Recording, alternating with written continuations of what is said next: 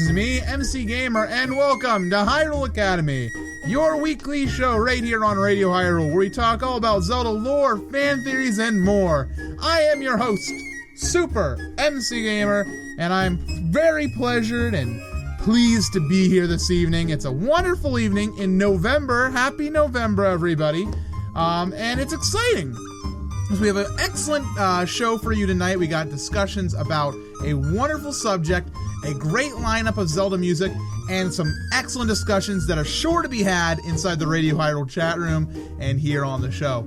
So first up, you got to hear a little bit of music from Majora's Mask, and I did that for a wonderful reason, because this week, at the Nintendo Direct that they released, it was announced that Majora's Mask 3D is coming, and it is very exciting for everybody who owns a Nintendo 3DS system or is planning on getting a Nintendo 3DS system. It's sure to be a wonderful, great remake, a redux of the game made by and developed by Grezzo, of course, who did Ocarina of Time 3D. I'm very excited that they finally responded to all of those fan requests, and it's kind of interesting because we've kind of known it was coming with all the hints that they've dropped. The biggest, of course, being Majora's Mask being inside Link's house and A Link Between Worlds. So it's really great to see that after all this teasing, everything's coming to fruition, and as a Zelda fan, I'm excited. I will definitely buy the game. I haven't actually been in Majora's Mask in so long, and that it feels sad that I haven't done that as a huge Zelda fan in one of the most different Zelda games, I would say. So I'm very excited for Majora's Mask 3D, and I'm hoping everybody out there also picks it up, and we can have some fun times with that.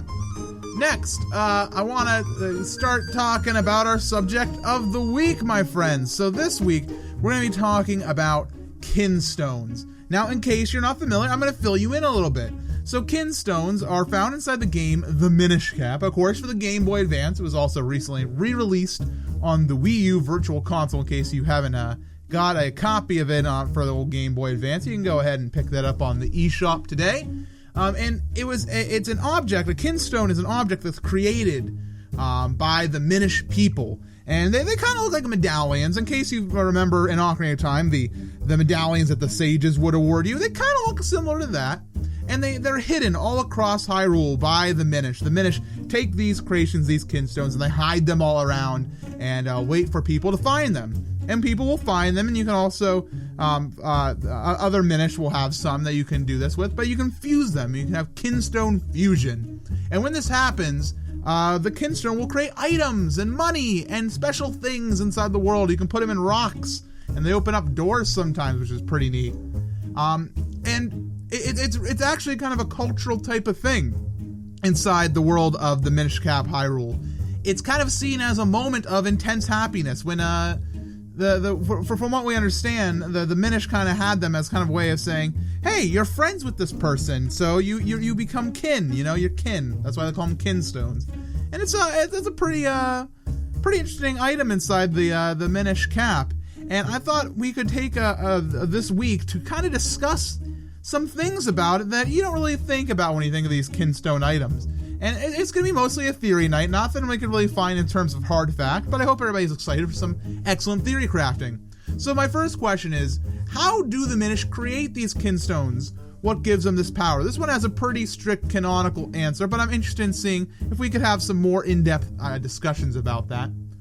Next up, what is the effect culturally of Kinstones in Hyrule? Like, what has happened in Hyrule? Like, what comes from this economically, even? So it'll give me some ideas on that. And question, in the future, we no longer see Kinstones after the Minish Cap. It was a one game type of thing.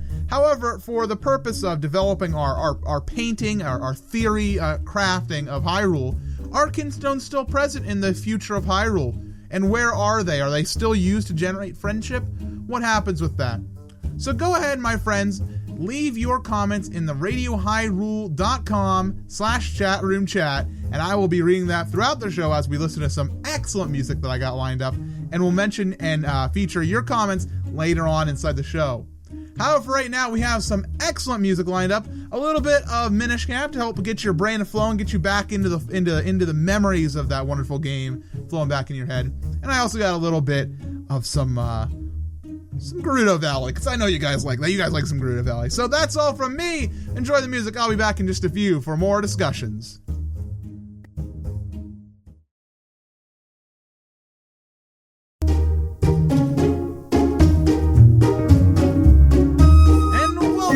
back to Hyrule Academy, everyone. So we've had some great fun inside the chat, and I've been thinking myself about these Kinstones, and I'm starting to draw some theories. You guys are being a little bit apprehensive dancing around the subjects at hand, but we're getting some interesting thoughts nonetheless, so I'm very excited for our community discussion in just a bit. However, right now I kind of want to talk about something different. But before I get into that, let's not get ahead of ourselves. You want to know what you were just listening to, because it was all very beautiful music that entered your ears, and I'm sure you want to know what it was. And so first up, we heard The Minish Village on piano, and that was by Robin Hood FR, of course a Frenchman, is what FR stands for. It was the first time I actually saw a video on his channel, and I was very, very pleased with the quality, and so I gave them a nice subscription. Thank you very much for your arrangement of the Minish Village song. It was very pleasing. After that, we heard Gerudo Valley Acoustic by Tom Winter. Tom Winter I found inside the past week as well. Tom Winter has some amazing way with an acoustic guitar. I love guitar players that just can sit down with an acoustic guitar and make something special like that. And from what I understand, Tom Winter takes a lot of inspiration from other guitar players who play in similar styles, but he's a video game fan, so he has a lot of video game covers like that. I know his F-Zero Mute City cover is also very quality. After that, we heard Cloud Tops from Zelda Reorchestrated. Zelda Reorchestrated, of course, famous for all the work that they did in reorchestrating a ton of Zelda music, and that was requested for the show by Falco Eagle today on Twitter. So thank you very much, Falco Eagle, for that request. It fit in quite well with our Minish Cap theme for this evening. Anyways, my friends, I want to take a quick break from Kinstones, and I'm going to kind of tie it in at the end, just to talk to you guys about a personal theory of mine. It's about the concept of sacred power. And it's this theory that I have that relates to Hyrule, and every being, every Hylian, every Goron, every Zora, every person in the land of Hyrule has some sort of power within them, even if it's just like a little bit of sacred energy, and they're able to do some magic with it. Some people have more of it. You know, Link, he gains the ability to do sword beams and stuff like that, as the chosen hero. Of course, Zelda descends from Hylia, so she naturally has more. Ganondorf was raised by the witches Kome and Kotake, so obviously, even before he acquired the Triforce in Ocarina of Time, he's able to still create energy balls and shoot them. It's obviously he was trained inside the way to take his sacred energy and use it, even for evil or for good in some cases, I'm sure. And the biggest supporter of this theory that I have is the Zelda cartoon, actually. And I know it's not a canon thing, but it's what kind of inspired this theory, and there's nothing like wrong with going off of this. But the Zelda cartoon, actually, I forget what episode it was in. I'm sorry I didn't do enough research on this in time. But they were in a small town. Zelda and Link were in a small town, and Zelda was talking about how everyone in Hyrule seems to know at least a little bit of magic, and how it's really it's what makes Hyrule so Hyrule. And then she did up her hair into a ponytail with magic. And they also show how some wizards are able to grow plants into giant beanstalks using magic. So yeah, it's a very, very valid theory. Of course, we need to go on more than just the Zelda cartoon to solidify it. It's kind of hard to do that. But there's some things that you see inside the games that kind of lends to that theory. For example, the temples and the various mechanisms you encounter all over Hyrule, things that don't have any technological premise, like step on a switch, a door opens. How does that happen? It can't be just through Zelda going out and doing all this. It has to be through other people who are hired, and they're using their sacred power that they were born with. They were able to harness it. They were trained inside the way of making something like this happen. For example, when you play the ocarina at Darunia's door, the door opens. Somebody had to make that mechanism. Just because you're playing the notes doesn't mean you're using your own power, after all. So it's an interesting thought to think of. In addition, you see people inside the world who make potions that are obviously have some sort of magic involved in them, and you see like these crazy gardens in Hyrule that just don't sometimes seem very feasible. And you see magic beans, for example, is one of the biggest thing I can think of, is the magic. of the magic beans might be coming from the guy who made them. He may have said, hey, I found a way to take sacred energy and make my beans grow faster. So it's a very possible theory. And I think that it might trace back to the Minish Cap, with the Minish having it in form of the Light Force. And of course, the Minish are very well known for using the Light Force to create things like the Kinstones. And maybe it's possible that, that's their form of what, like, their gift. They have the Light Force, and maybe the other citizens of Hyrule have something similar, like the Light Force. Or if you want to tie it even more into Kinstones, and this is not my personal theory, but it's a theory nonetheless, maybe even the Kinstones themselves, during the time of the Minish Cap, when they were fused, it gave people like luck and sacred power within them, and they were able to, pass that on to their children. It's a very, very valid theory in my opinion, and I just wanted to share it with you this evening. Don't know if you guys have any opinions on that, but that's okay if you don't, because tonight we're talking about Kinstones. We want to stay on subject. I'm seeing that the chat is kind of dancing around subjects a little bit, so I want to reiterate. That's me. Reiterate what we're talking about this evening. So make sure you guys talk a little about the cultural effect of Kinstones. Like, pretend you're in Hyrule for a moment, and you got these things that create this like money in life. Like, what do you do with these? What are they?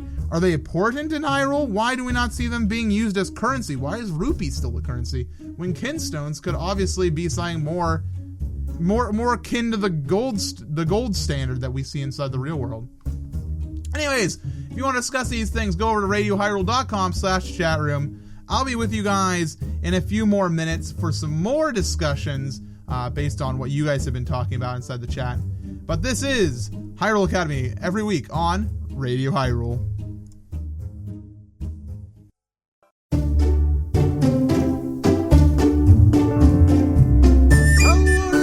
Welcome on back to Hyrule Academy. It has been a pleasure listening to your discussions tonight and helping out wherever I felt necessary. The thing that we believe on Hyrule Academy is that every chatter should develop theories with each other. I'm kind of that teacher who has an assignment for you, and I give you a perplexing problem. I set you off in your little group, sit around your little round tables, and you go at it for a good, half of the class, and then I'm just like, all right, everybody, stop. I've heard everything you said, and now I'm going to summarize it back to you in a much cleaner format. So hopefully we can do that here in just a few minutes. But first, what were you listening to? That was, first up, the Zelda Ocarina medley from the Videri String Quartet, featuring David Ramos, of course, on the ocarina. David Ramos doing some great work as well.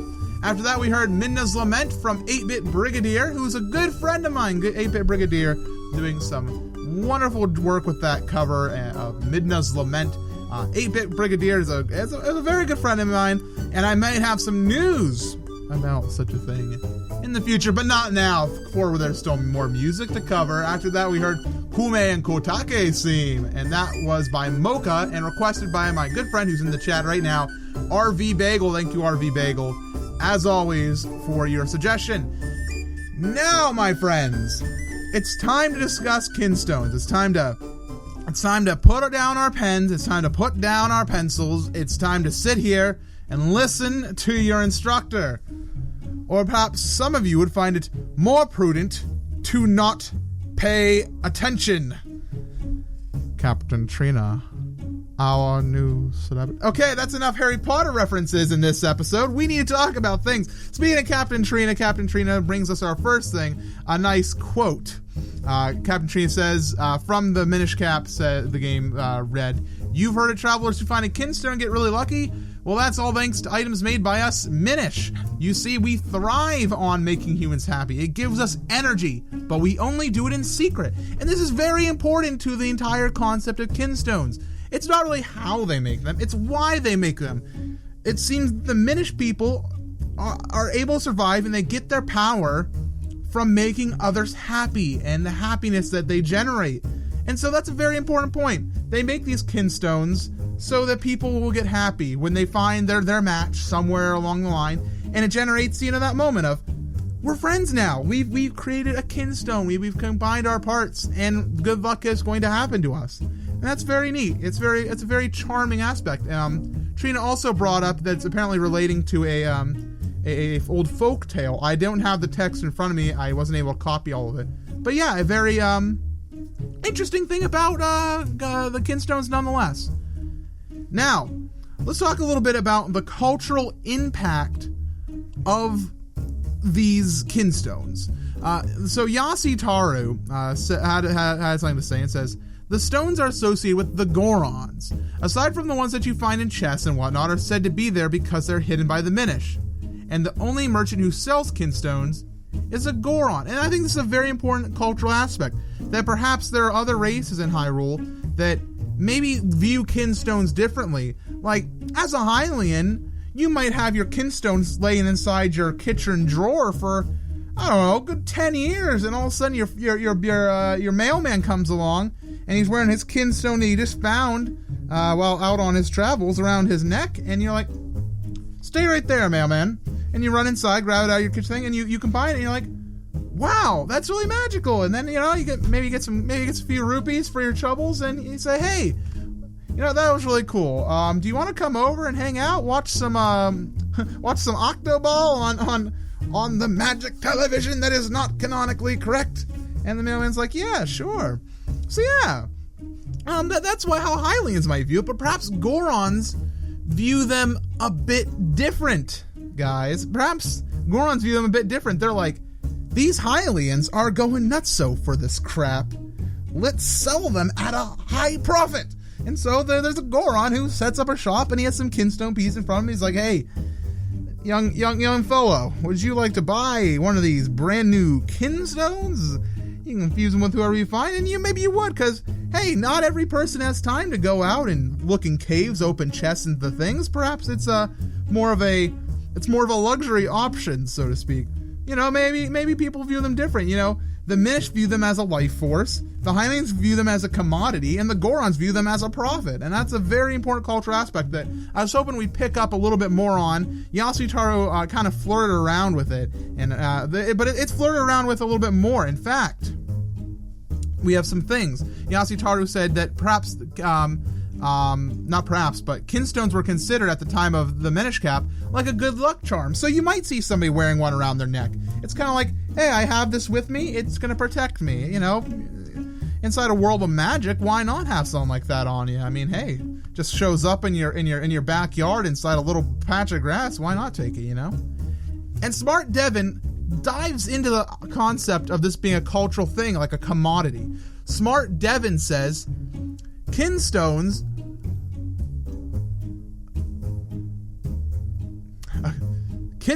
are Hyrule's form of Pokemon cards, so popular that the Minish and Hylians like to fuse them. And since it's Hyrule, it's kind of like magic Pokemon cards. Hey, everybody in the chat kind of was really dismissive of this, and I think it was not fair, because it's a valid thing.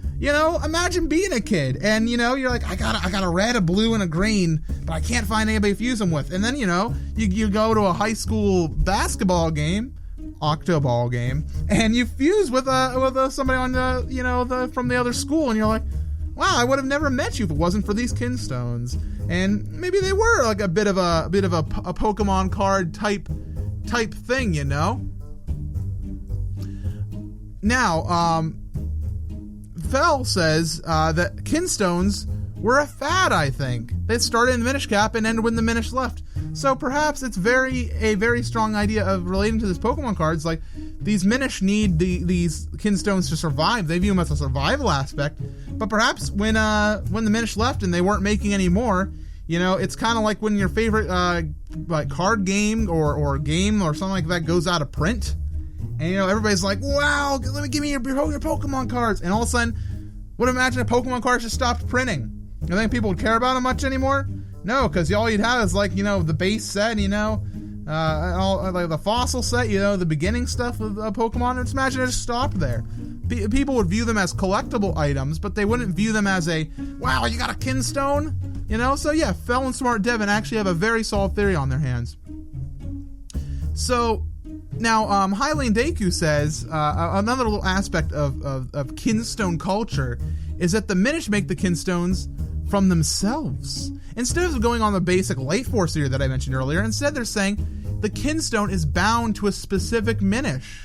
And that, like, each Kinstone in their life makes one until it's used, and then they make another, perhaps. So that's a very interesting theory. I don't have much to expand on it, but I wanted to make sure I mentioned it so you could feel recognized for that very astute theory. I'm really happy with that one. Now, Yasuhitaru is going to expand on the collectible idea a bit, and says, Yasuhitaru says, if it's truly a collectible item and it's a sign of friendship, wouldn't it make sense for one of the fusing parties to keep the completed Kinstone? So yeah. After you fuse your Kinstones, you know that you get money, but it's never said that the Kinstone disappears. In fact, you keep the Kinstone. And later on, you give them, actually. I'm sorry. That's a little bit of a mistake. I was getting ahead of myself. But no, you keep these Kinstones, perhaps. You keep these Kinstones and use them as a collectible item. And it could be possible that combining these series, after all these Kinstones were made, they stopped production. You have your Kinstone inside a drawer that you remember your mailman who came to your door one day, and it's like we're friends. But that's about it. We're kind of like, we're over it. We're over it as a race. The Hylians have moved on. We're in the world of Ocarina of Time now, where, as it turns out, bugs are a hot commodity, and they're selling for 50 rupees. Go get those bugs to that lady who's slapping her knees repeatedly. Or is it a guy? We don't know. She's just going, and she wants your bugs, so you give her the bugs. She might be a man. I don't remember. That is not next week's subject. Find out the gender of the banker from Majora's Mask. Actually, I believe it's actually pretty written in stone. I'm off topic. Talking about these medallions, these completed Kinstones. So everybody in the chat was going on and on about the possibility that these could be related to the medallions. Both the Sage's medallions and the medallions in A Link to the Past that use, like, the Quake medallion. And I think it's possible, more so, less like I'm kind of going to push away the Sage idea a little bit. I believe that the Sage medallions were made by the Sages in the moment inside the Chamber of Sages. Like, you see it happen. They made that right there. So I don't think they could relate to Kinstones. I think it's just a design similarity. However, the idea of the Bombos and Quake medallions isn't an impossible theory. Perhaps people were hard at work at taking these old Kinstones that they had lying around in their kitchen drawers, and they said, I have sacred power. I'm going to make this blow up. And they just did their magic, and I was like, cool, I made a bomb. Let's go stick it in a chest and hope some kid finds it. And that could be a valid theory. I mean, there's nothing really supporting it, but hey, it's a good idea and a nice little treat for your brains whenever you see the Bombos medallions, you know? Could happen. Now, let's continue on with another quote from Yasuhitaru. Yasuhitaru, big into this subject, I believe, this week. Yasuhitaru says, there's something to remember concerning the use of Kinstones past, MC. The culminations of fusions is with Tingle, and you trade in your pouch for a Tingle trophy. So, it's interesting to think that Tingle, of all people, is interested in all these Kinstones. What's up with that, may I ask? Like, you get a trophy, but I don't think the trophy is the important part. It's more so, what's Tingle doing with all these Kinstones? And, we don't have time for a theory fest on that one, but I'm just going to leave that one to sit with you. What does Tingle do with the pouch of Kinstones that you've made? Alright, so next up, White Yoshi 18 says, the Minish only appear every 100 years, so maybe they stop Kinstones and they just died out. And that's a theory that we could go with. Like, it kind of relates to the fad idea, that it was just a fad, they left, and they're no longer making them. However, we have a much darker theory coming in this evening relating to that from Nelsiv. Nelsiv says, Wait. The Minish only come every 100 years. They make the Kinstones. The Kinstones give them energy when fused. Wait. About 100 years after the Minish cap could possibly the time when the Hyrulean Civil War happens. And what if the Minish came out in the middle of wartime and people were so distracted with this war that they didn't have time for collectible Pokemon cards, and the Minish just died? they could die because they're in the middle of a war. Who has time for friendship magical medallions? This is like a peaceful time type of thing, you know? What? You know, it's a possible theory, and it's dark. It's taking a dark look at Kinstones, which I chose as the subject for this week because I thought we needed something a little bit lighter after talking about death and destruction for 2 weeks straight. So yeah, it's a dark theory, and you know, it's a good one too. Finishing up our theories was J-Dub, who said right before I came into this community section, maybe Kinstones are gratitude crystals. Kind of plain and said it out right there, you know. But it's something to think about. Perhaps gratitude crystals are the precursor to Kinstones. You know, maybe the Minish saw that when people met and they were happy and they generated this energy that you couldn't normally see. And they said, wait a minute. What if we made Kinstones to make these moments happen more? What if we made Kinstones so we could harvest all the gratitude crystals? So maybe it's not that gratitude crystals and Kinstones are the same, but perhaps Kinstones are the Minish's way of harvesting gratitude crystals and surviving off of them. I mean, hey, I could see some nicely made fan art of a Minish with a giant gratitude crystal in his hand, taking a bite out of it like a big jelly donut. I don't know. Don't watch anime. It's what it does to your brain. All right, I've had quite enough of discussions for now. We're going to listen to some wonderful music, and we're going to be back for a little bit of wrap-up and a few announcements to finish up tonight's show. Thank you all for tuning in to Radio Hyrule and Hyrule Academy.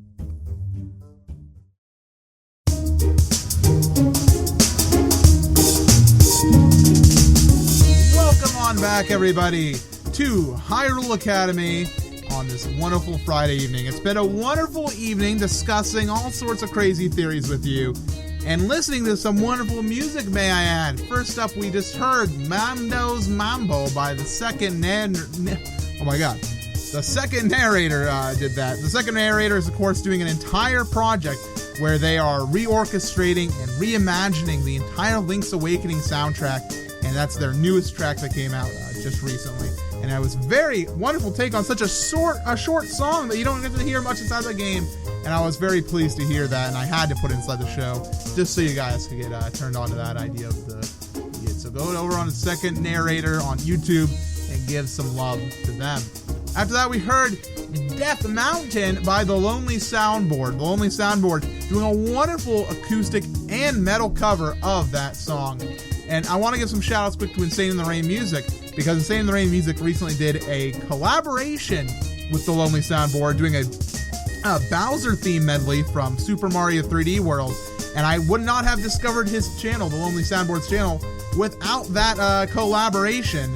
And I am loving The Lonely Soundboard's music. Gave a subscription this week and have been perusing their various works. And I was very excited to hear this one, and I had to share it with you guys as well. Now, my friends, it's that part of the show where we got to wrap things up and try to say things a little bit more cohesively. So, Kinstones are made by the Minish, and it is canon that they're making them to survive. They're using them for the energy, and what we theorize is perhaps a way to harvest gratitude crystals, and they use the power of gratitude crystals. Whether or not it's actually gratitude crystals, we'll never know. However, it's very possible that in Hyrule, they're seen as a commodity and possibly a fad. And they're collectibles that before you fuse them, you keep them around just in case, and they're a good luck charm. And they're even marketed by Gorons for Hylians to pick up. However, Tingle might have other uses for them that we quite don't know yet. So where did they go after the Minish Cap? Well, they maybe became less used, as all fads go. They faded over time. Nobody wanted their Pokemon cards anymore, so they sold them on eBay into some guy who's just hoarding them all and maybe using them for weird Tingle-like purposes. We'll never know. Or possibly all the Minish died. We don't know. And that's going to be it for this week's wonderful episode of Hyrule Academy. A reminder, tune in next week, Friday at 10 p.m. U.S. Eastern Time. We're going to be talking about Malladus from Spirit Tracks. So get those theories flowing inside your heads, and I will be here right then to discuss them with you. I want to remind everybody to go over to radiohyrule.com/donate and give some rupees. Throw them into the big wallet because we have something very exciting happening soon that we need your help for. It's MagFest, the music and gaming festival happening inside the DC area inside January. The entire Zelda or the Radio Hyrule team, we want to go. We want to go, and we have some big ideas. We're going to make videos, and I'm going to do some exciting things from there, and I want to meet some of you guys, but we can't do it without a little bit of help on your part. So go ahead on over to radiohyrule.com/donate and show some love for your favorite Zelda radio station. If you want to email me, mc@supermcgamer.com, with any requests, theories, or ideas that you might have for the show, my email box is always open. I'm sorry if I'm a bit slow in replying to them. I got to make sure that I give you guys some well-educated answers on them, right? Thank you all for listening this wonderful evening. It was a blast being able to discuss all these great theories with you.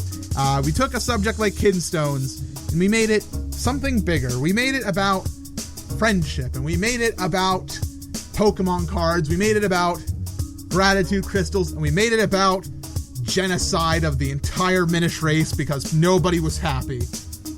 Last song for tonight is a little bit of dubstep. Sorry is dropped from Glacial Spoon. It's a brand new OC remix this week. Enjoy, everybody. Thanks for listening to Hyrule Academy.